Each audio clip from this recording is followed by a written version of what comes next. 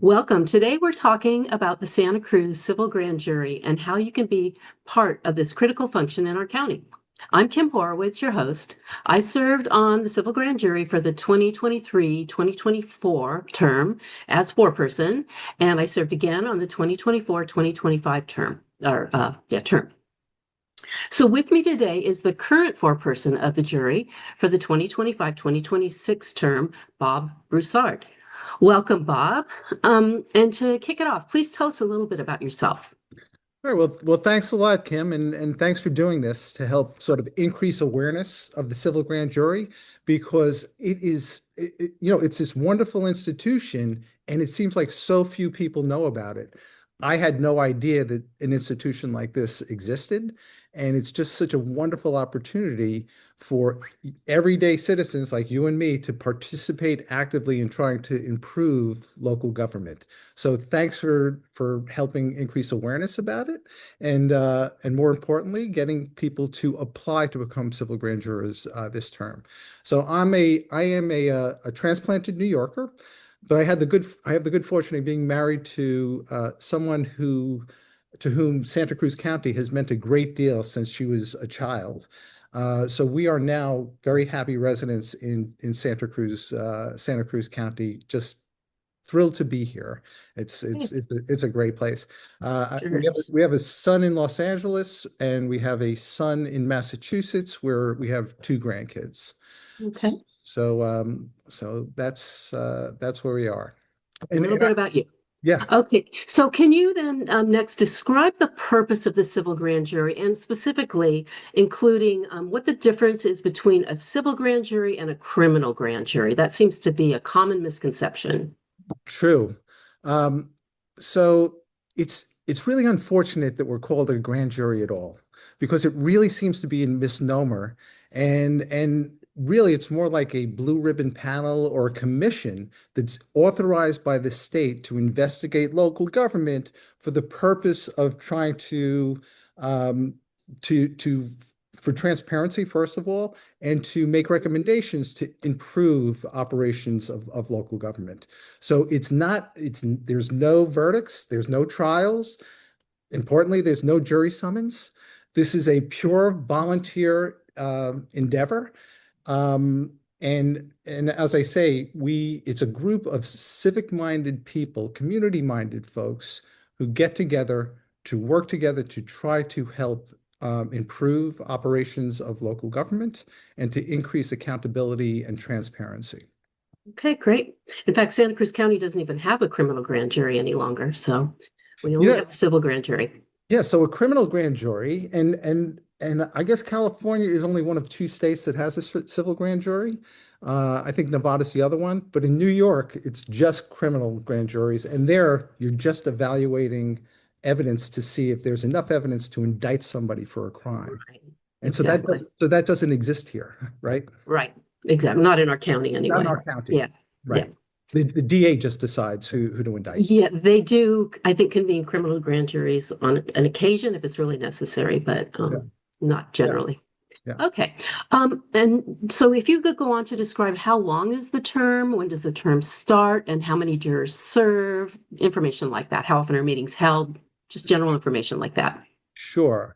And I will just repeat again, for more information, go just Google Santa Cruz County Civil Grand Jury, and that will take you to a website that will give you more information. But more importantly, it will take you to an apply button where you can apply to become a civil grand jury and really engage in this wonderful institution. So it is a 1 year commitment. And the current term began July 1st, 2025, and it runs through June 30, 2026. So it's a 1 year commitment. And we get so it's the jury consists of 19 jurors and 11 alternates, right? Mhm. So there are 30 people that are selected. 19 will be jurors, there'll be 11 alternates, but our experience in recent years is that alternates ultimately become jurors as people need to step down from the jury for a variety of reasons. So so 30 people total, 19 jurors, um, and that's it. Okay. And how often do you hold meetings? So the entire jury gets together once a week. And then, one of the great things about this is we are completely independent. So we decide what issues we want to investigate. We decide how to go about investigating. We decide what reports we are going to write and how those reports are written. Um, uh, and so and we operate as a group, so the entire jury are making those decisions, what to investigate. And Mm, so typically at the beginning of the term, one of the most important things that the jury has to do is identify which issues to investigate. And you can look at any one of the local governments. So there's the county government and there's each of the four city governments. So it's Watsonville, Santa Cruz, Capitola, Scotts Valley. And and so, there's a lot of possibilities, but nobody's directing us. It's really entirely up to the jury to decide which topics to investigate, to try to identify, possible ways to improve operations, mm, and to increase transparency. sure. And so for each one of the topics that are selected, there's there's an investigation committee that's formed to explore that topic. And typically there's 4 or 5 people on each one of those committees. So in addition to the weekly get together for the entire jury, there are committee meetings for each one of the committees that a juror decides to join. So this term, I happen to be on 3 committees, and people will typically participate in 2 to 3. Is that too many? You are brave. I think I warned you not to do that. Yeah. That's a lot. I did the same thing, and it was Yeah. a bit overwhelming, but yeah. Yeah, so people typically do 2 to 3. And by the way, I do want to say thank you, Kim, because at the start of the term, you were nice enough to get together with me and sort of provide me guidance. And that was one of the things you said. Limited to 2, don't get on 3. Yeah. Well, it's tempting though. It's hard not to, you know? All the issues are so fascinating and you think you can Hmm. contribute that you just want to jump in, and before you know it, maybe you've overcommitted. And Hmm. but you just deal with it. Yeah. So in addition to the weekly meetings for the entire jury, there are meetings for each one of the committees. You have to do preparation for those meetings because meetings are only as good as the preparation as you do. And the time commitment will vary throughout the year. So, in some weeks, it's not going to be that much of a time commitment, but in some weeks, we should be prepared to do at least Mm, like 15 to 20 hours a week. yeah. I mean, I think at the beginning of the term, it starts off pretty slowly. And by the end of the term, you're just kind of racing to meet deadlines and things like that. So we'll get into that a little bit later. Well, But that's where we are right now. yes, you're feeling it, I'm sure. Yeah. I remember. So what are the requirements to serve as a juror? So I think you just need to be 18 years of age, a US citizen, and a county resident for at least 1 year. I think Right. those are the basic. And the really nice thing about this is you don't need any special skills. And in fact, the group we have this year is just fabulous. And, be people with diverse backgrounds, diverse professional experience, and it's different points of view that is more representative of the county. And Sure. that's really what you want. Absolutely important. Now, one of the things I remember, and I think this has been a issue for probably forever, is it's hard to get younger people to serve as jurors. You get a lot of retired people, which is great because they've got lots of wisdom and lots of experience, but you need younger people as well. So we really want to encourage younger people to consider applying as well. So that's just my 2 cents worth. No, it's a really great point. And we're fortunate to have a couple of younger folks. When you have a full-time job, it's hard, but they're Sure. they're making it work. And, Yeah, they commit whatever time they can, and we're finding that whatever time they can is extremely valuable. sure. And we're exploring things like, possibly students could get college credit for participating. It's a great idea. So Yeah. so that's something that's being explored because it would Mhm. be great to get more younger Right. folks participate. Right. Such a great experience too. It's a great for your resume. I mean, I was thinking at one point of contacting Cabrillo and asking if I could go talk to their political science classes, and to see if any Great, of them would be interested in it. great. Um, okay, so you may have covered this a bit already, but describe your personal experience as a juror. Sure, sure. And I think repetition is good. And so I'll just mention, if you want more information, go to Santa Cruz County Civil Grand Jury. Just Google it Mhm, and you'll be directed to the right site. Um, and so the experience has been wonderful because I've met so many I've established relationships with so many people who are committed, they're civic minded, and I found that in Santa Cruz County generally that people seem very engaged locally yep, in issues, and so that's certainly been my experience with the jurors this term, and it's been just wonderful working collaboratively with the people on the jury. And I know that these are relationships that I'm going to have after the term is over, for yeah. sure. That was my experience as well. Yeah, for Right. sure. So we have a whole community, right, Hmm. of Yep. former jurors. Um, like you helped me at the beginning of the term, and I've spoken to quite a few former jurors who've been Hmm. incredibly helpful. Okay. Yeah. Now, beyond the basic requirements, are there any kind of particular skills and experiences that are really helpful in being a juror? Yeah. Well, I think if you're community minded, I think if you're sort of attuned to issues that are facing our community, Hmm. I think that those are important. And I think you'll find that people bring different skill sets. You have some good writers, you have some good researchers. So I'm not sure that you need, I think whatever skills we need will be covered. So I'm not sure that Hmm. you need any particular set of skills, but what do you think?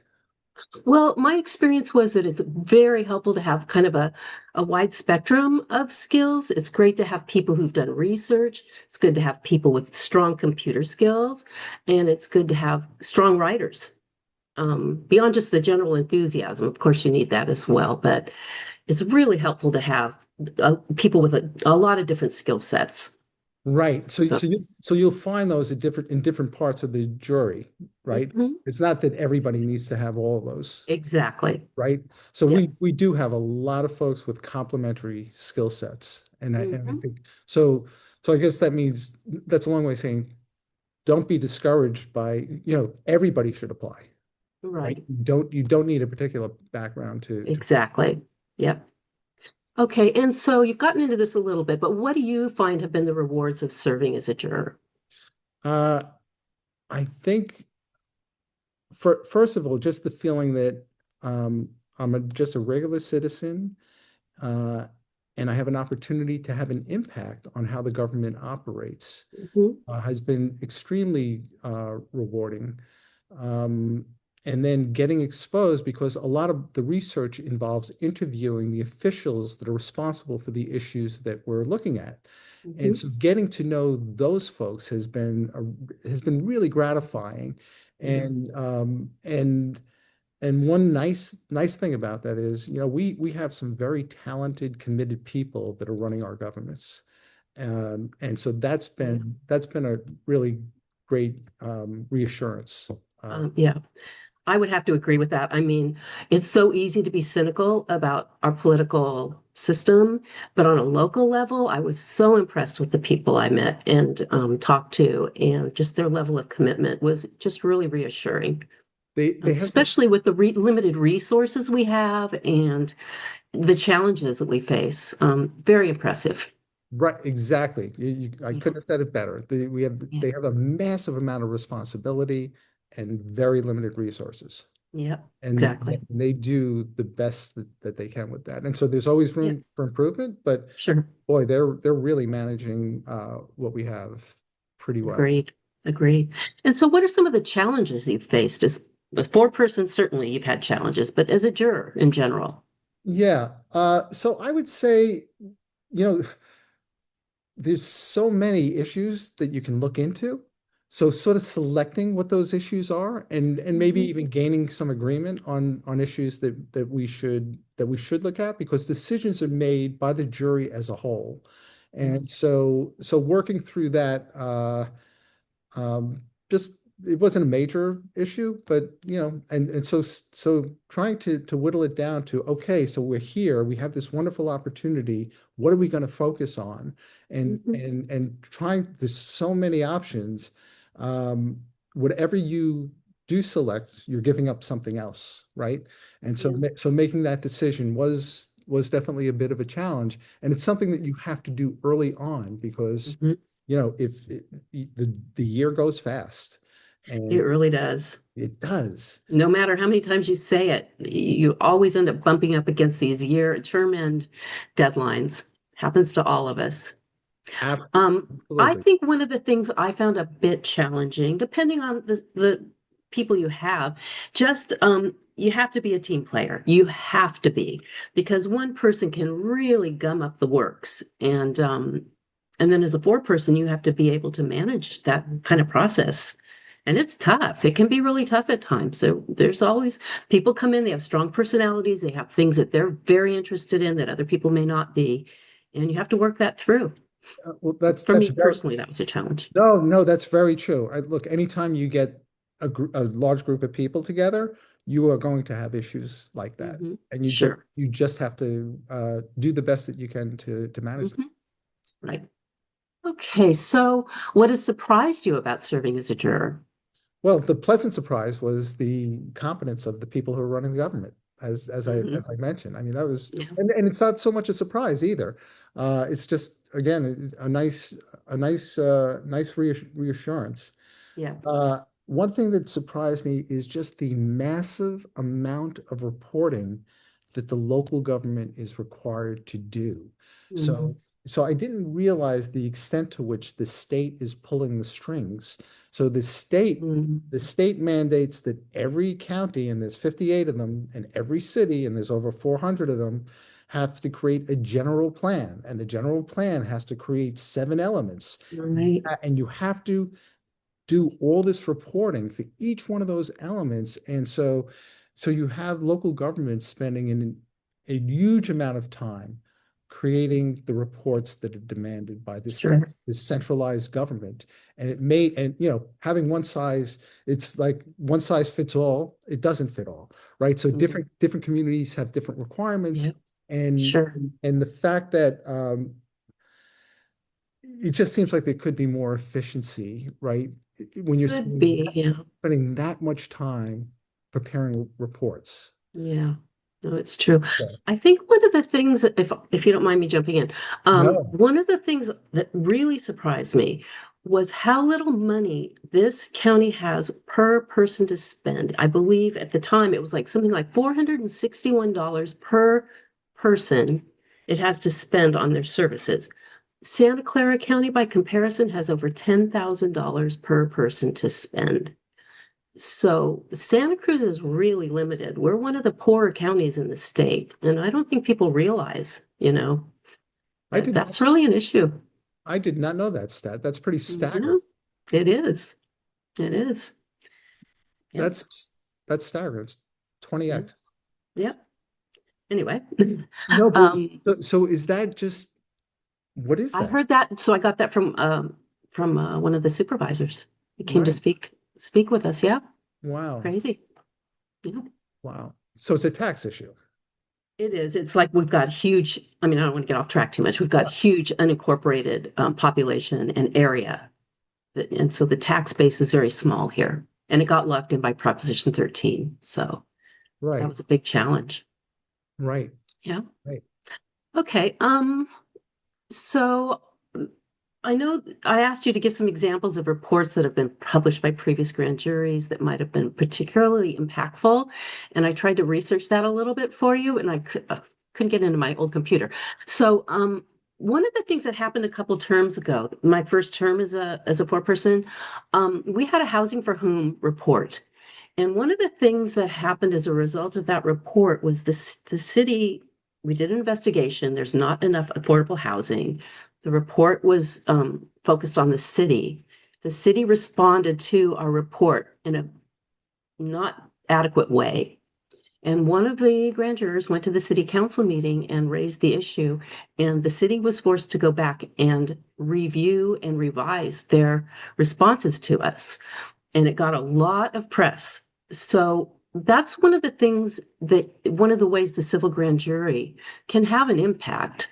And there have been other positive impacts in the past that I don't have a lot of personal knowledge about, but generally you can really have a really important impact as a juror.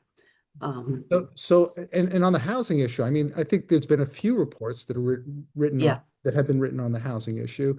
Specifically, I think there was one last year on permitting and trying to streamlining the permitting process. And the grand jury Mhm. report came out consistent with a consultant's report. Yes. Yeah. And the county said, yeah, the process has been bogged down over the years, and so we're Mhm. working hard to try to improve it. And Yeah. they are taking meaningful steps to really Yep. streamline the permitting process. And Hmm. we obviously have an incredible housing crisis, Yeah. right? And that goes back to, we tried to moderate growth for many years. We have decades of trying to control growth. And that's one of the reasons why we now have a severe housing shortage, and trying to create housing with this history of sort of moderating regulation presents some real challenges, one of which is a slow permitting process, because Yes. slow permitting costs money. Yes. And if construction costs too much, housing's not gonna get. Right. So Right. I think housing's a really good example Yep. of drawing attention to a critical issue. Sure. Okay. And you know what? Let me just say something else. Yep. Um, the officials that we interview are incredibly responsive. And so they take this process seriously. And so I think there's a real impact just by virtue of the process. Sometimes just getting in there and asking questions they will realize where you're going with this investigation, and you'll start to see through the term they've already enacted some things they think you might come back and recommend. So there's that impact as well. Now, it's not visible to the community, but this is where the grand jury has a big impact that the community doesn't even realize is going on. Yep, So you've seen absolutely. that happen a lot. Absolutely. Um, so what is the deadline for applying for the upcoming term? Okay, so applications are being accepted now, and the deadline is April 28th. Mhm. So I think the sooner you apply, the better. Again, if you just Google Santa Cruz County Civil Grand Jury, it will take you to a website that has an apply button, and you can apply that way. And there's other information on the website, and there are opportunities to contact folks if you have any questions. Okay.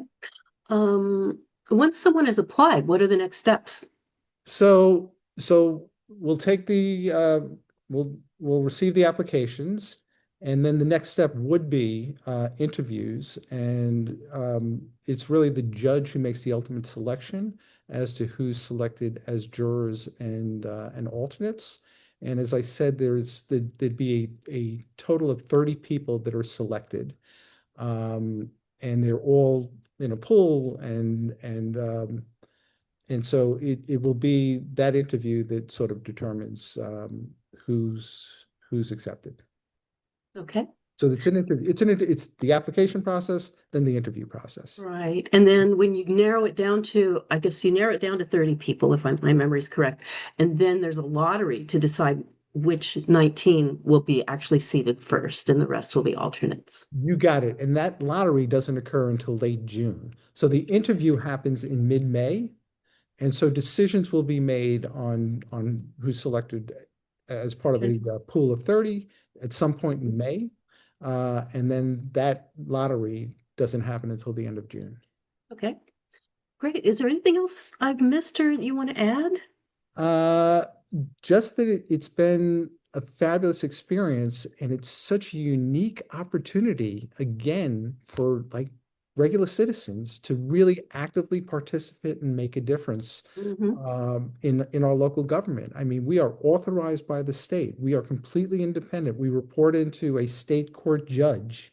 And so we have, meaningful authority to go in, conduct investigations on topics issues that are important to us, and make a meaningful contribution in terms of findings, recommendations, and we do spend time writing reports that contain those recommendations, and the officials that are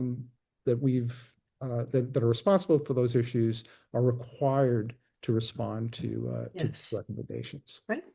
Good. So Okay, and with that, thank you, Bob, for the great program today. Good discussion. thank you. We need to wrap up the show now, and I guess that's it.